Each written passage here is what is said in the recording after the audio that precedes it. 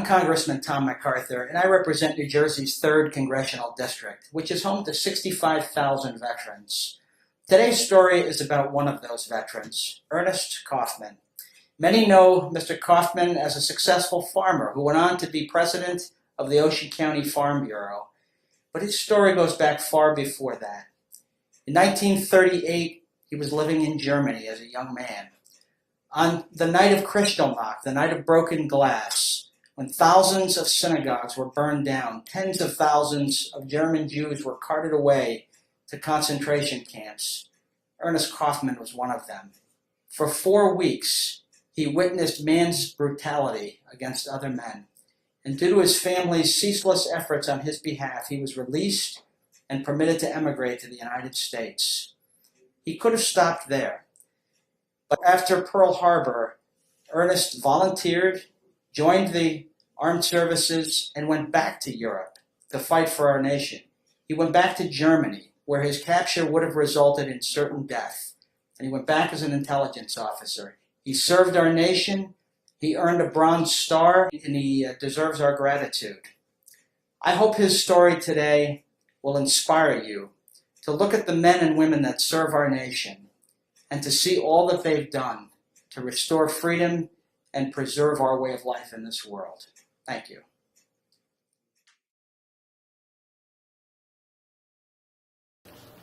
Today is February 8th, 2016, and we're interviewing Ernest Kaufman. Ernest is a veteran of the Second World War. And Ernest, can you tell us something about your early life? We know that you were raised in the North Rhine River region. Tell us about your early life and the history of your family. Well, I grew up in a small town in Western Germany, not far from the border of Holland and Belgium.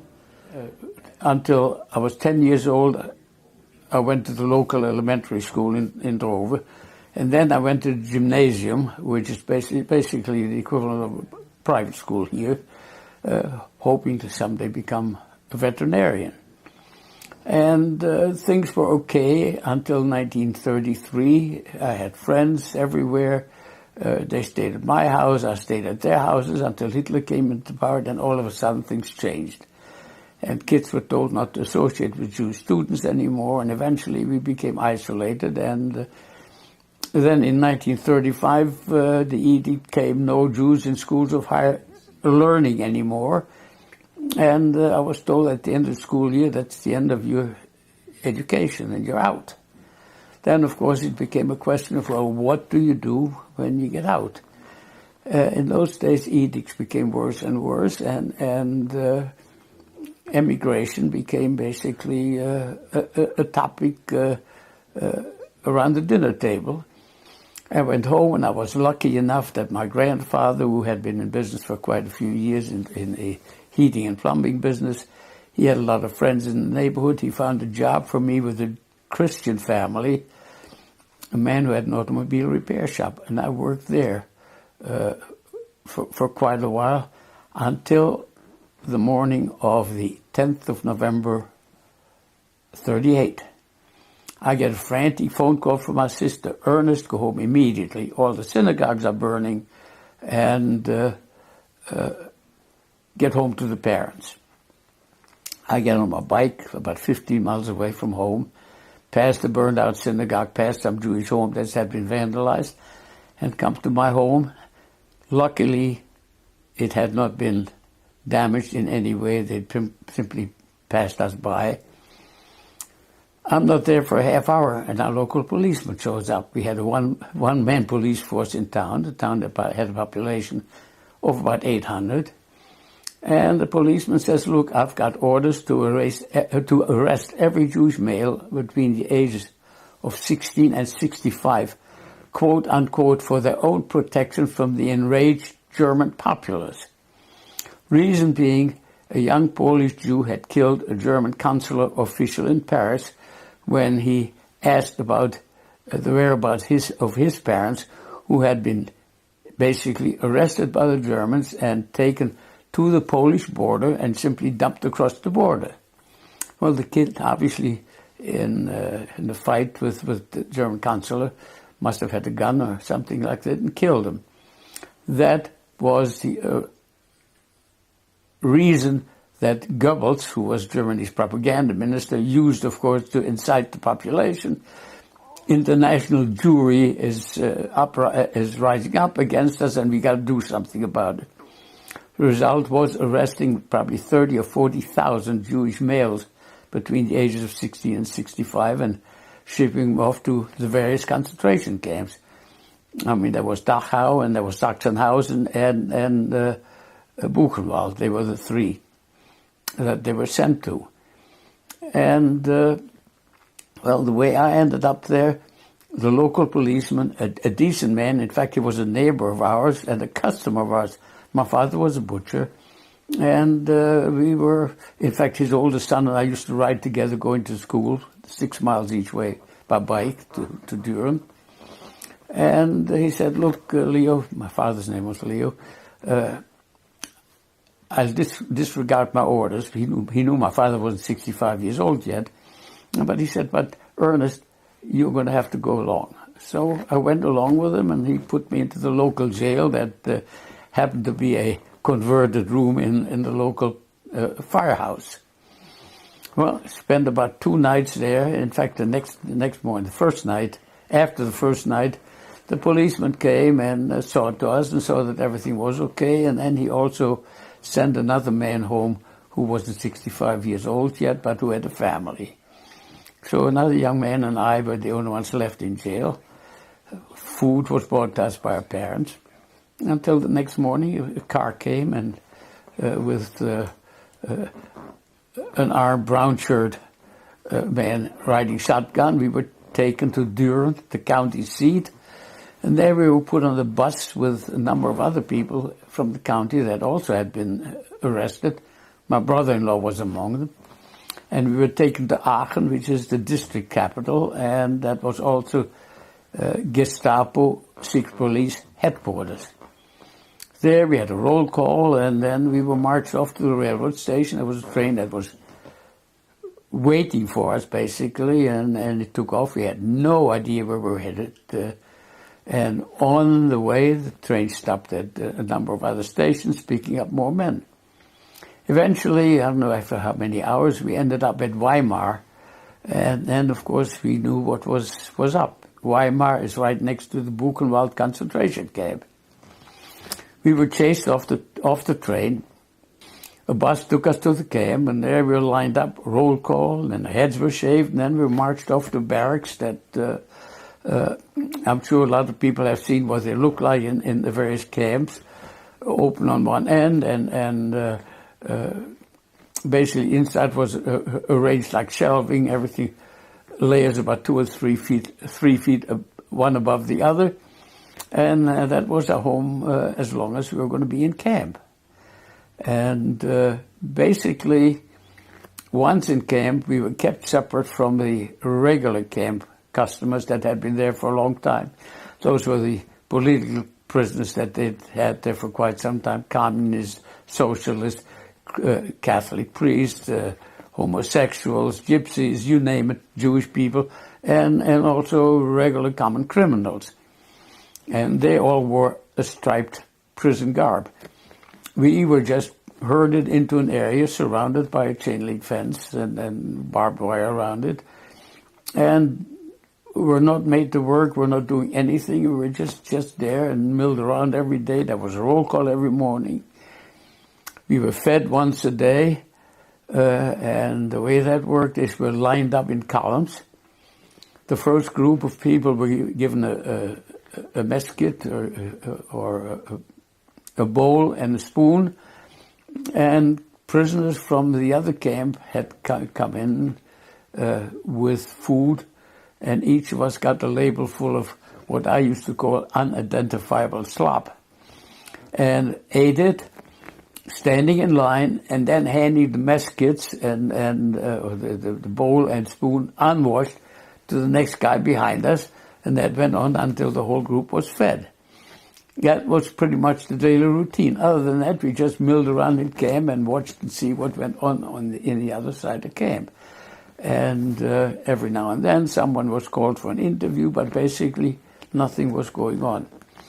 Conditions, of course, were horrible. This was the middle of November by then, and all we were wearing was the clothes that on our backs that we had come with, and we sort of hung close together to stay warm. But there were also a lot of people older than 65 that the Nazis had arrested in other parts of Germany, and some of these people simply couldn't stand the rigors of it, and a lot of them died. And we just had to stand there and watch them die. There's nothing we could do about it. On the other hand, we were lucky enough that we weren't on the other side of the fence, because there in the mornings we saw prisoners lined up for roll call and then marched off or driven off to work details. That was okay. In the evening, we saw them come back, and then they were lined up again for roll call again, and then they had to stand there and watch punishment being meted out. That is where the SS guys outdid themselves or each other with how much punishment they could basically inflict on people. We saw them flog people until they were unconscious, tie them to a pole and flog them. We saw them hang people. Well, we've seen people hang before. We saw them tie a man's hands behind his back, then hang him on what I thought was meat hooks, like meat hooks, on the wall until, of course, they fainted and fell, and then they cut them down. And if you think that was bad, the worst thing we saw was when they took a prisoner, stuck him into a barrel that was spiked with nails, and rolled him down the hill. And then, of course, bleeding as he was, let dogs finish him off. I mean, that's man's inhumanity in action. And the SS guards enjoyed doing what they were doing. Of course, by that time, people in Germany really didn't know what was going on in the camps, and whenever somebody was killed like this, the family always got what was supposed to be his ashes, and always with an explanation, well, he was shot while trying to escape. That was the explanation they got. Well, I was in camp for a little over 3 weeks, and we had absolutely no idea what was going on. My brother-in-law and I, we stuck together. The other man from Dover that was with us, and I also met 2 cousins of mine from other parts of Germany. That basically we were all in the same boat, and we had absolutely no idea what was to happen to us. Our families at home had been told that anybody who could prove that he would leave Germany reasonably soon would have a place to go to. Could be released from concentration camp if they could prove that they would leave Germany before too long. Well, my parents had absolutely no idea what to do. After all, we grew up in Germany. We knew nothing but German, the German language. We had no relatives outside the country to speak of. And my parents contacted a friend of mine whom I had met in Essen when I was there as an apprentice. And they contacted him. He had gone to this country. He had an uncle here who had been here for years. And they knew his address, and they told him, look, Ernest is at concentration camp, and he needs somebody to sponsor to get out of concentration camp. Is there anything that you can do to get him out? Well, my friend John spoke to the people he was rooming with and told them, look, I've got a friend sitting in concentration camp. He needs a sponsor. He needs an affidavit of support. What can I do to help him? They told him, we'll do it. Not knowing me, they didn't know me from Adam, didn't know anything about me at all. They sent the necessary papers sponsoring me to the American consulate at Stuttgart, which is what it took.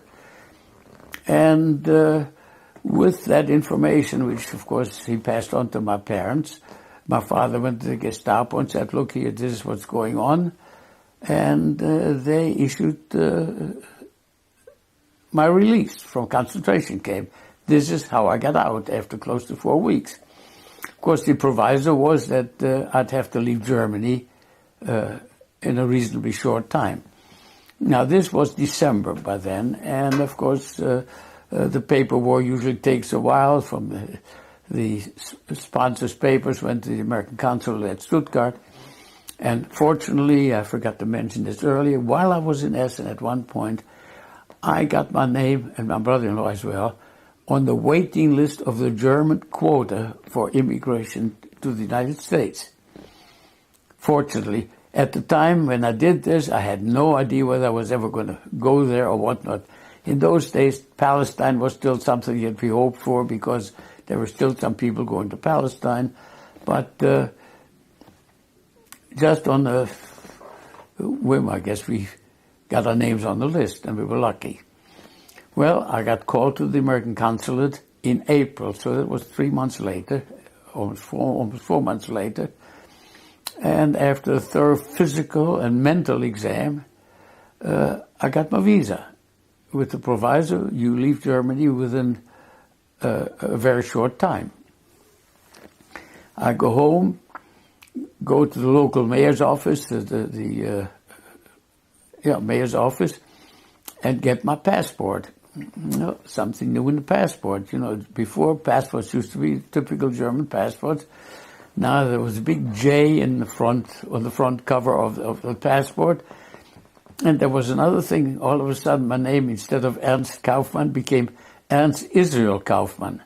In other words, every Jewish male from that time on had to sign their names with the middle initial of Israel. The women's middle name became Sarah. So any document, any paper you signed had to be with this. That was my passport. Well, with the passport, and of course I don't have to tell about the anguish our families went through. My sister had left a couple of weeks before I did, luckily with my brother-in-law, who also managed to get an affidavit from some distant relatives of his he had in this country. And I left, and basically when I left at the railroad station in Cologne, my mother was too distraught to go to the station with us. And a cousin of mine came with my father to see me off at the railroad station. And I'll never forget, my father's last words to me were, "Don't do anything I'd have to be ashamed of." Now here I was an 18-year-old kid, and this is tears in his eyes. Those were the last words, and of course, there was always the hope that somehow, sometime we would see each other again, but of course, times proved differently. And at the pier in New York, I was received by John, my friend, and Ann and Joe, who were my sponsors. Well, they themselves had no place for me. They had no place and no real plans for me at that particular point, not knowing what to expect. And they found a home for me for the summer, at least this was May, at least until schools let out. They had me stay as basically a babysitter for 2 young boys. But those were my first 6 weeks in this country. When schools let out and the parents were able to come back, then they found a place for me with a friend of theirs, the Lehman House friend, Dr. Esselstein, who had a practice, I think, in Brooklyn or wherever, but who also owned a gentleman farm in Claverack near Hudson-on-Hudson. So I went up there for the summer, and that's basically where I learned to speak English, because nobody spoke a word of German, and I had to do what every immigrant does. And basically what I did is memorize 25 words every night with the dictionary and try to keep it. And from there I went to Philadelphia, where my sister had finally settled, and my brother-in-law. I joined a German Jewish club which had come in existence that also had a soccer team. And it so happened that I didn't only play soccer, but I also met the manager's youngest sister, who eventually became my wife. So a lot of things happened. But anyhow, this was in 1939, and between 1939 and 1940, I went from one job to the other. Never did for less money, but not always for the better. At once I started dirty rags that it was so bad they had me basically vomit, and I had to quit the job and whatnot. Until I finally found a job doing mechanical work. Kensington Wagon Works was doing defense contractual work.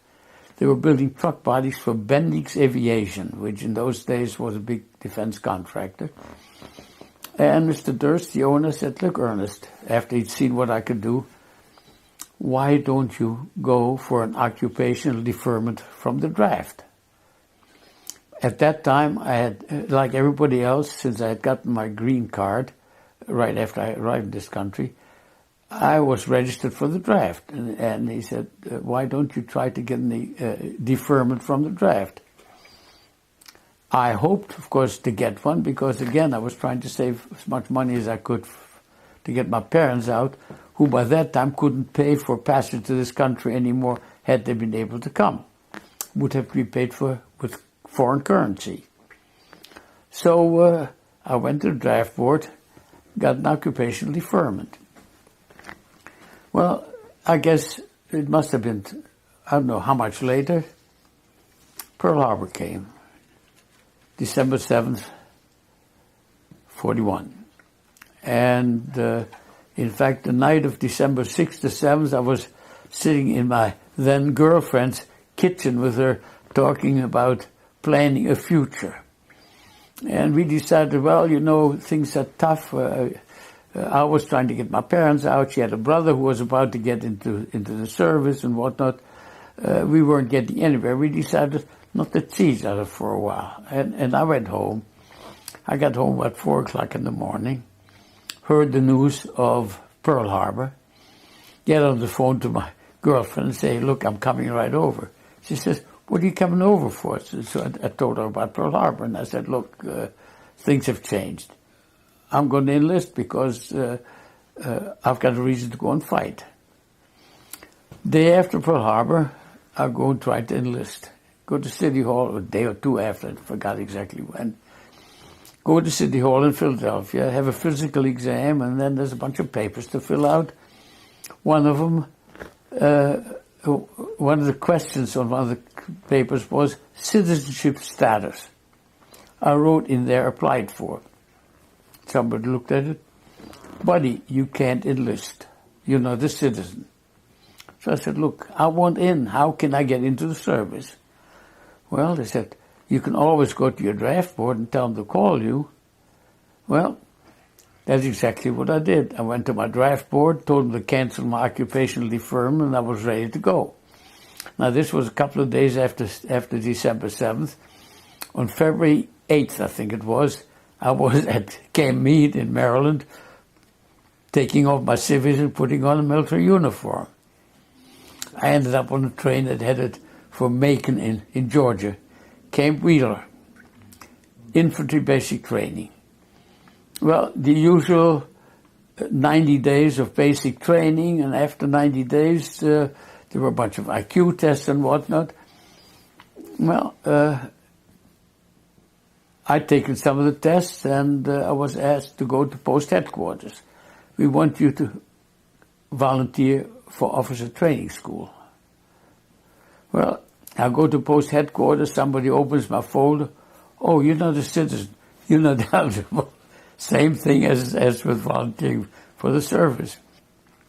I ended up as a replacement going to the Yankee Division, the 24th Infantry Division, the National Guard outfit in Massachusetts. In the middle of 42, Congress passed a law that anyone who had served honorably in the military for at least 6 months would not have to wait the customary 5 years that it takes for a legal immigrant to become naturalized and to become a citizen. Well, the minute my 6 months were up, I figured, why not? I applied to go to OCS. Well, it went to division headquarters. They approved it, sent the request on to Fort Benning, And the first week in January, I was on my way to Fort Benning to infantry officer training. Well, once we graduated, we all went in all kinds of different directions. I was shipped off to Fort McClellan in Alabama for infantry training there. And I was drilling recruits, teaching them the same stuff that I'd just learned the year before. I got orders to go to the Pacific, and I went to headquarters and talked to the personnel officer and said, look, I speak German, I have a working knowledge of French. What can I do in the Pacific? In Europe, I can be of use, because I didn't have to tell him I hated the Germans. And he listened, and he changed my orders, and I went to Camp Ritchie in Maryland, which was an intelligence training center, where people were trained in psychological warfare, order of battle, and weapons training, and interrogation, photo interpretation, all the things that basically fall into the intelligence sector of work. It's a rush course where some people came right from basic training, or got their basic training, and then into combat training. And well, I had that already, so basically I got the course, and right after the course was over, I was shipped over to England and became a member, in fact second in command of a prisoner interrogation team. How did you get to England? We went to England on the Queen Elizabeth, which at that time, I think in 1938, was commissioned, was supposed to be an ocean liner, and it had been taken over by the military. It was painted gray and whatnot, and anti-aircraft guns on top.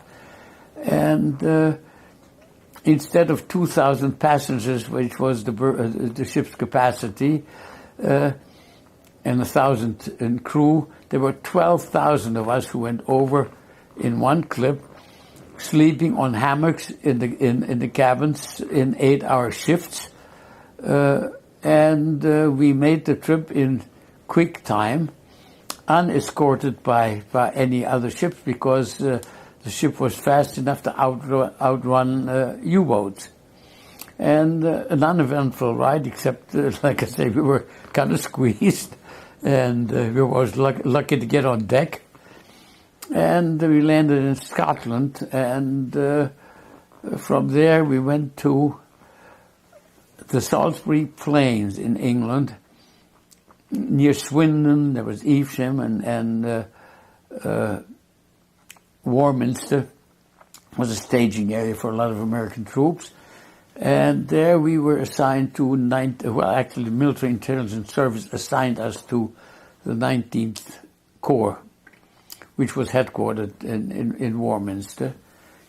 And while there, of course, we sort of honed our skills a little bit. We did practice training on German prisoners that had been captured in Africa and were in a stockade nearby.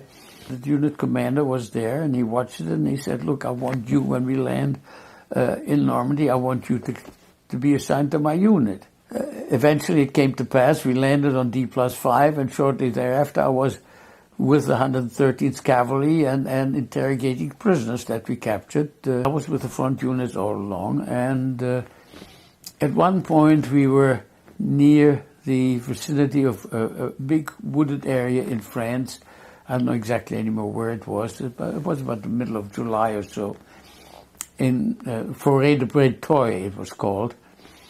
And the word was the woods are heavily defended by the Germans. They got a lot of traps in there and whatnot. We got to be careful. So I suggested to Colonel Biddle, who was the cavalry commander, why don't we try a hog calling deal? Well, he agreed, and I went with my jeep, sandwiched between two light tanks, moving slowly towards the woods.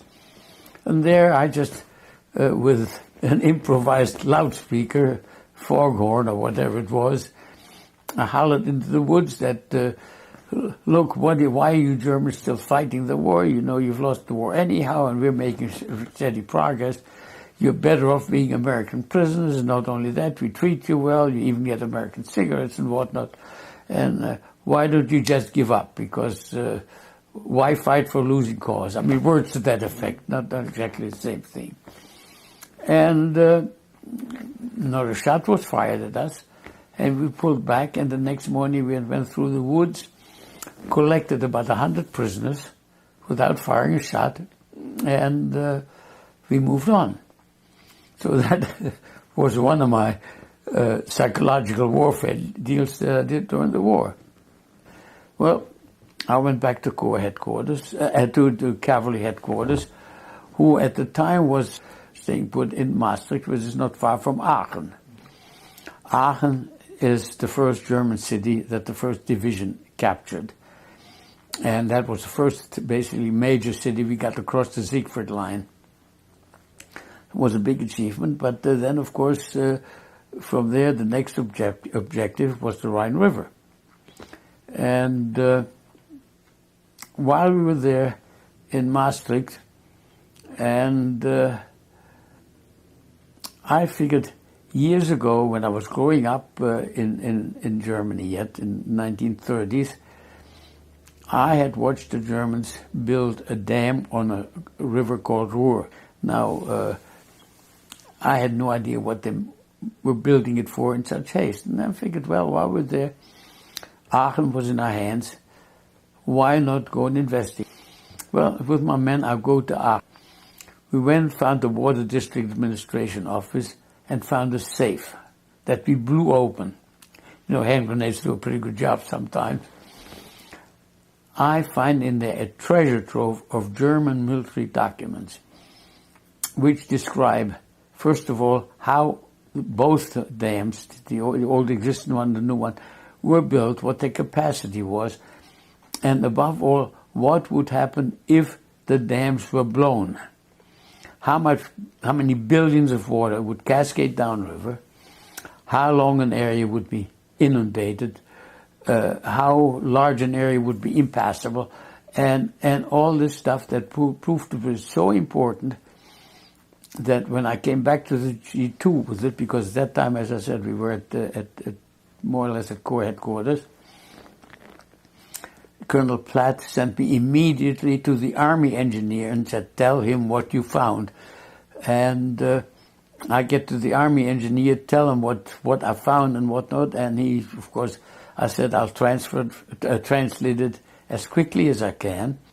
It caused attack orders to 12th Army Group, which in my opinion was probably 250,000 men, if not more, was halted immediately because they were supposed to go early in November to attack across the Rhine, was halted immediately, and basically shortly after that came, of course, the Battle of the Bulge and whatnot, and eventually the Germans blew those dams to cover their own retreat rather than to keep us from advancing. And once the flooding had subsided, of course, we were able to get across the Ruhr River. So it may have saved a catastrophe. The 1st Division had taken Aachen, and then the 126th Infantry Division, a regiment, was heading towards Dover, my hometown. I figured, okay, I'll see what I can do, if I can maybe get attached to them and see what happened to my folks. Well, of course, I had no trouble getting myself attached to the 1st Division regiment. We get into my hometown, which was completely evacuated because of the heavy fighting that had been taking care in the area. There wasn't a soul I could see. I got into my parental home. Didn't look any more the way I remembered it. And the funny thing is I come up to the attic and there is about 6 or 7 cubicles made with raw wooden boards. I had no idea what they were, had no idea why they were there and whatnot. And I didn't find out until after the war what had happened. In May of 1941, the Germans had moved all the Jews of my hometown, 26 people, evicted them out of their homes, from their homes, moved them into my parental home, and kept them there until they were deported in March of 1942, and that was almost 9 months. They kept 26 people, some of them kids under 10 years of age, many people over than 80 years old. One house, one toilet. You can just imagine the misery these people lived with. And the funny thing is this, what kept these people going more than anything else, other than the meager rations that the Nazis allowed them, was that Christian neighbors at night went and smuggled food to them to give them some more than they had. And I heard it said after the war that the reasons the Germans claimed they moved these people together was so that when they were ready to deport them, they didn't have to go and hunt them up. So I can just imagine how these people lived. And this is funny, this was in May of 41, they were together. Now, we had correspondence from my parents until, close to Pearl Harbor, close to December. Immigration had stopped, but mail still went. Never once was there a mention of the hardships that my parents and all the other people went through in the mail, because they didn't dare it would be picked up by the censors. The letters always began with, "We and our relatives are all doing well." And then, of course, they talked about generalities, but not much questions about what we were doing and how we were doing. Nothing else. We never heard about it. We never found out about it. But I still have nightmares thinking about how these people had to exist there. And then an even worse fate hit them afterwards, because in March of 42, they were all shipped off to a camp called Belzec in eastern Poland near the Ukrainian border, where within a span of 9 months the Germans killed 500,000 people, men, women and children. That was a death camp. You know, there is a distinction between death camp and concentration camp.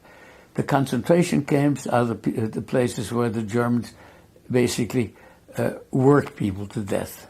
They didn't kill them outright. That's the places where they give people tattoo numbers on their arms and whatnot to identify them. And they were all inside of Germany. There was not a single quote-unquote death camp in Germany. I mean, the Germans weren't stupid. All the death camps, Auschwitz and Majdanek and Belzec and Treblinka, and you name them, they were all in Poland. And that's where they took them off the trains and moved them into the gas chambers. I rejoined my unit, and around the 7th or 8th of April, a couple of civilians came across our lines and they said, we come from a town of Einbeck that normally has a population of about 12,000, and that population has swelled up to about 32,000 with refugees from the east, and we got a military hospital here, and we also got a military headquarters here. We got a general who wants to put up a fight in the worst way. Is there anything the Americans can do to help us? Well, like a stupid idiot, and I always say on stupid impulse, I kept the guys there until nighttime. Next morning, I go into town with my driver who volunteered to go with me, a white rag on my Jeep. In the middle of town, we get stopped. And I said, look, I got orders to see the commanding general. Well, the guy said, stop me, get into the back of the Jeep, and directed me to go to headquarters. And once we come close to headquarters, those two get out and start marching me towards the building. I turned to my driver and said, get the hell back there, see if you can make it, and tell them what I'm up to. Because nobody else back there knew what I was doing. Well, I get taken into a conference room or whatever it was. There stood about 5 or 6 staff officers, and needless to say, the questions began. Where you're from, what you doing, whatnot. And let's face it, having been trained just in that, I had the right answers for them, and what I guess what scared me the most is when they asked me, well, where did you learn to speak German so well?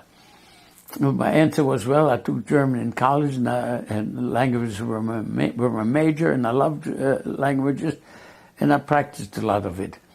Well, fortunately, the questioning didn't last much longer. Once that question came up, I was called to the general's office. Stand in front of the general there. I tell him my name is so-and-so, and I'm from the American commanding officer opposing you. I have orders to tell you, or to ask for the immediate surrender of the town of Einbeck, and that we're prepared to attack, and I'm supposed to wait for an answer. And you'll be held responsible for any loss of life and property in the town if you decide to defend the city. The general tells me to wait outside. I'm being taken back to the same conference room I was in before. It was empty now. I was scared to say, oh, let's face it. And was there for about 15 minutes. Well, within that 15 minutes, all of a sudden, I hear the general holler across the hallway or whatever. Who the hell let this driver get away from here? In other words, obviously, my driver had made it out of town, and I was lucky enough that he had made it. Now, 15 minutes later, the general calls me into his office. Well, I've decided to accompany you to your commanding officer and to surrender the city. The next thing that happens is, here I sit next to the driver in the Mercedes staff car, shaking like a leaf, scared to death, with two generals in the back seat, and the Mercedes staff car moving at walking speed, so to speak, towards our lines, followed by more than 35 officers and over 300 men. Some other records said over 600 men. I don't know which was true. Anyhow, towards our line, we get into our lines, and the officers and the men are basically received and processed by an MP unit that was attached to the 113th at the time. We captured a lot of prisoners in those days. And I took the two generals to the cavalry's command post to Colonel Biddle. I made a formal introduction and all that, and then I asked the generals to please surrender their weapons to Colonel Biddle. They were outraged at having to surrender at somebody of lesser rank. But of course, being the interpreter, well, gentlemen, Colonel Biddle is the commanding officer in this area, and therefore it's his responsibility, and he expects you to turn your weapons over to him. Of course, what could they do? They turned their weapons over to him, and after that, of course, they were escorted out and taken back to the rear, where they probably were processed further. Well, I go back into Einbeck the next morning, when with the cavalry units. Needlessly, no fighting. A lot of white rags hanging out of the windows in the population, and make a fellow by the name of Keim, one of the men who had come to ask for help, the acting mayor of the town. The interesting thing is, 20 years later, I get a telegram from the town of Einbeck, this man still being the mayor of the town, thanking me once more for having saved the city and its population from disaster. So that was the story of the city of Einbeck. Well, of course, the cavalry moved on. We come into a place called Wernigerode. That was by then the 11th of April. Now, this was the 8th of April, was Einbeck. The 11th of April, we take the town of Wernigerode in Thuringia. We took it the night before. We were bivouacked there. And the next morning, I'm on my way to City Hall to talk to the mayor about to give the mayor instructions about where civilians were to turn in their firearms and give them some instructions of what we expected the population to do. And on the way there, right in the middle of the walked towards the city hall. We were ambushed by two SS men who obviously had either hidden in town the night before, during the night, or sneaked back in the morning. We were taken in crossfire, and the intelligence officer of the 113th, who was with me, and two MPs, returned fire. I returned fire too. I thought I did. I thought I hit one of the guys.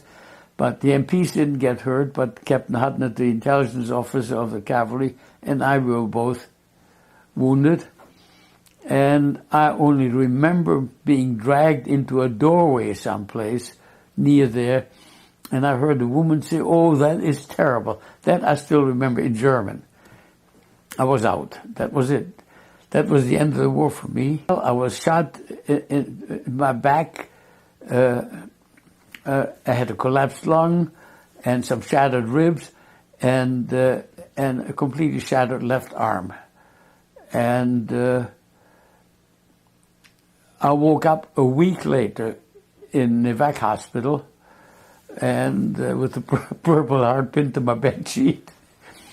And from there I was shipped to England and was in a military hospital near Exeter in England for almost 3 months. I had my left arm in traction, and my chest wounds took about close to 2 months to heal and close up. Well, the war was over in the 8th of May, but I didn't get home stateside until the 23rd of July. And I came home on the hospital ship and ended up at Atlantic City at Thomas England General Hospital, which at the time was considered to be an orthopedic hospital. A joyous reunion with my sister and my girlfriend. And of course, at the time, my girlfriend and I thought, why wait? We did get married the 29th of July. In other words, a week after I came home from overseas after 2 years. Then came convalescence. Well, anyhow, I went to Rutgers, put 2 6-week convalescent leaves together, and took a course in poultry husbandry. Poultry farms in those days were pretty plentiful in New Jersey. Why not a poultry farm? 2 reasons. One, I'd get to work with animals, and another one was, at the time, I didn't know what my parents' fate was. I ended up in Valley Forge in the convalescent center.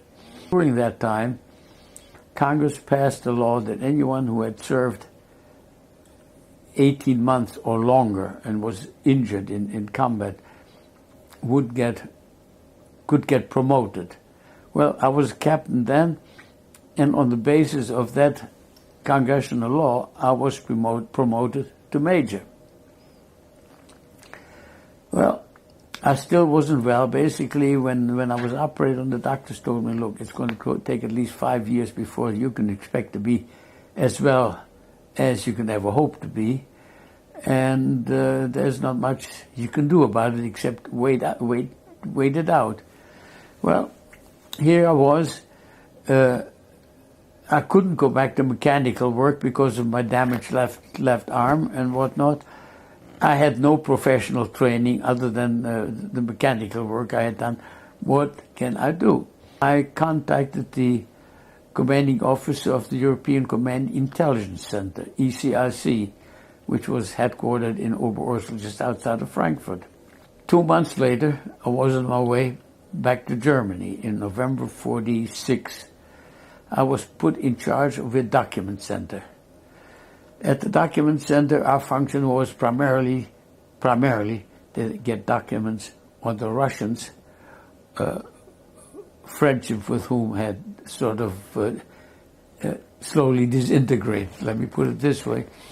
And of course, the other thing is this: even though the bigwigs at the Nuremberg trials had been disposed of already, there were still lesser criminals, and we still found a bunch of documents that basically would help us convict them. So that went on for almost 2 years.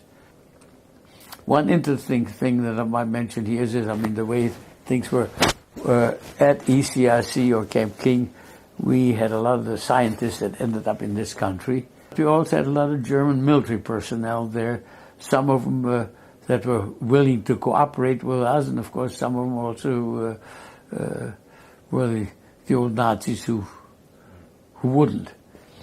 Well, there was one military officer there who happened to be from Würzburg, which was my wife's hometown. I knew it. I knew he was strictly an old Wehrmacht or an old army man, not at all a Nazi sympathizer, although he fought, of course. I called my wife and tell her I got a dinner guest tonight, and maybe you'll enjoy talking to him. Well, she didn't know who it was or what it was. I didn't mention it. I checked out a German military officer, take him home. He and my wife find out that they have a lot of common acquaintances and common things that they can talk about. We had dinner together. It was a real nice conversation. Well, to make a long story short, the man I had taken home was Lieutenant General Fritz Bayerlein, who was Rommel's chief of staff in Africa.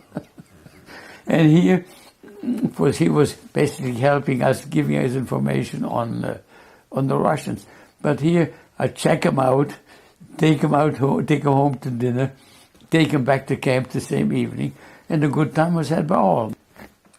Anyhow, I get picked up on the reduction in force. I guess that's what it is. And then, of course, the first people they let go, tried to get rid of people who are not 100%, and I wasn't.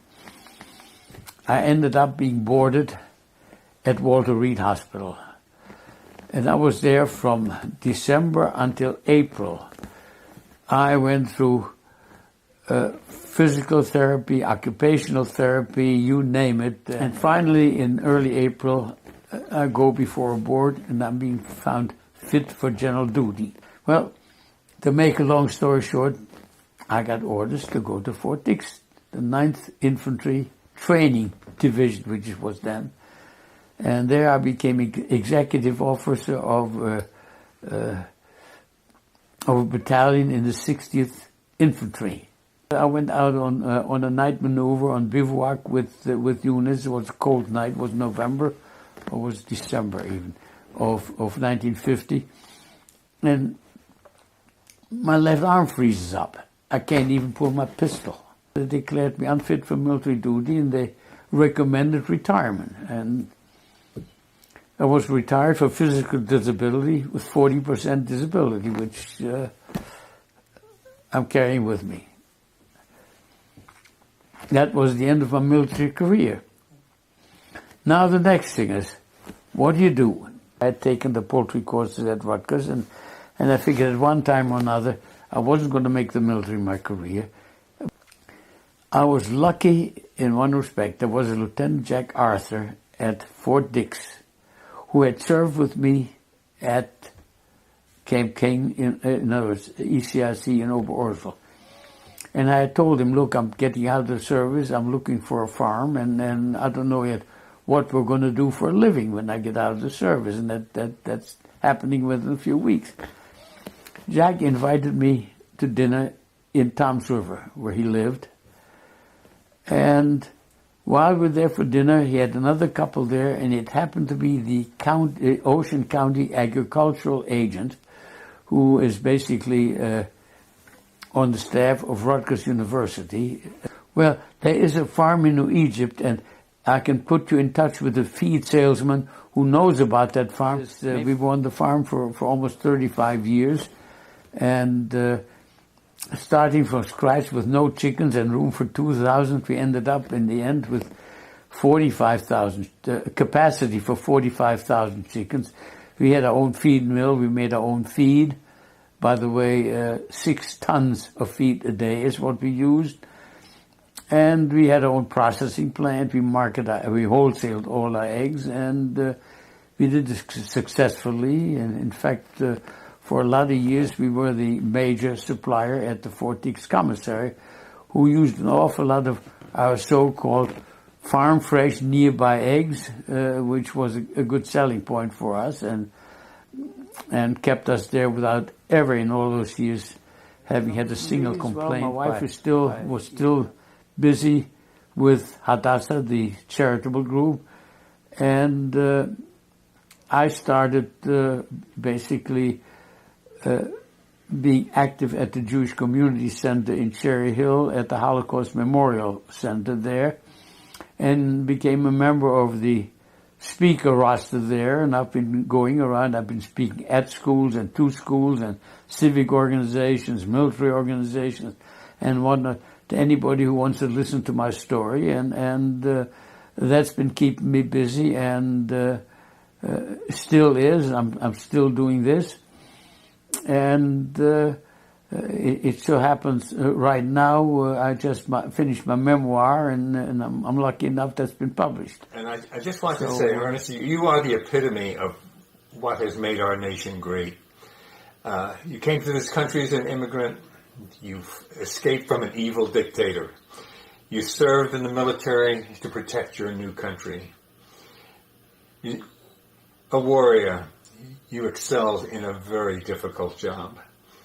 A dedicated combat soldier, you were able to save both American and German lives as the war raced to a conclusion.